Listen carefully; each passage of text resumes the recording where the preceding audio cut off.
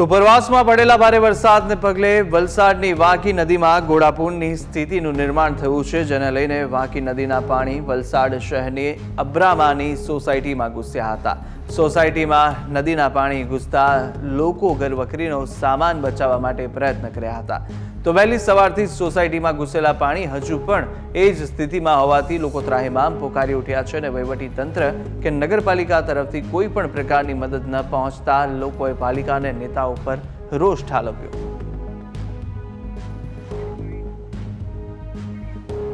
સમસ્યા દર વર્ષની જ છે અહીંયા કે પાણી વરસાદ બહુ હોય તો ઉપરવાસમાંથી પાણી અહીંયા આવે છે ને અમારા ઘરમાં ઘૂંટણ સુધીના પાણી ભરાઈ જાય છે। ઇલેક્શન વખતે જે લોકો વોટ માંગવા આવે છે તેવી રીતે પાણી ભરાય ત્યારે ટોળા કેમ નથી આવતા?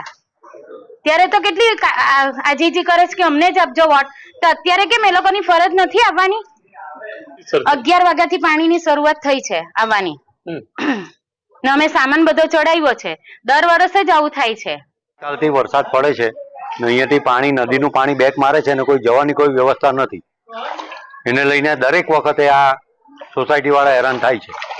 નુકસાન તો સાહેબ હવે અંદાજો કઈ પેલું નહીં મળે, પણ દર વર્ષે આ પાણીનું પ્રોબ્લેમ છે જ અમારે। ઉપરવાસમાં પડેલા વરસાદ અને વલસાડ જિલ્લામાં વહેલી સવારથી પડી રહેલો વરસાદ જે છે જેણે વલસાડ જિલ્લાના અનેક વિસ્તારોના અંદર પાણી કરી દીધું છે। ત્યારે હાલ ન્યૂઝ કેપિટલની ટીમ પહોંચી છે વલસાડના રાજનનગર ખાતે। વલસાડના રાજનનગરમાં ઘૂંટણસમાં જે પાણી છે એ પાણી ભરાઈ ગયા છે। પાલિકાના પાપે આ જે પાણી છે એ હાલ સોસાયટીઓના અંદર ઘૂસ્યા છે। સોસાયટીના જે રહીશો છે તેઓ વહેલી સવારથી જ ઘરની બહાર નીકળવા માટે પણ તેઓ મજબૂર બન્યા હતા। ઘર વકરીનો જે સામાન છે એ સામાન પણ તેઓએ ઉપર ચડાવી દીધો છે। માત્ર તેઓ ઘરની બહાર ખાલી આવી શકે છે, પરંતુ ઘરનો જે સામાન છે તેઓ એ ટેબલ ઉપર ચડાવવાનો વારો આવ્યો છે। ત્યારે તેઓએ સવારથી જે જમવાનું છે એ જમવાનું પણ તેઓને સુદ્ધા હજુ સુધી મળ્યું નથી। ત્યારે ન્યૂઝ કેપિટલની ટીમ હાલ આપને આ એક્સક્લુઝિવ દ્રશ્યો બતાવી રહી છે। આપ દ્રશ્યોમાં જોઈ શકો છો ઘર વકરીનો જે સામાન છે એ ઉપર ચડાવી દેવામાં આવ્યો છે। ગાદલા હોય, ટેબલ હોય, તમામ વસ્તુ ઉપર ચડાવી દેવામાં આવી છે। ફ્રીજ, ખુરશી, પાણીના બાટલા તમામ ટેબલ ઉપર ચડાવી દેવામાં આવ્યા છે।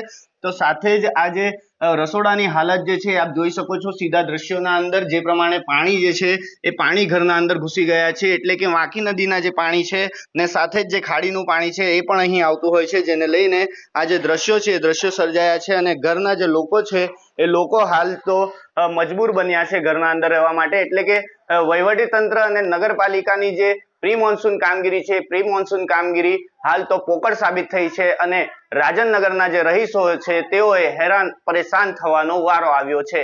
Heratsinh Rathod, news capital, Valsad.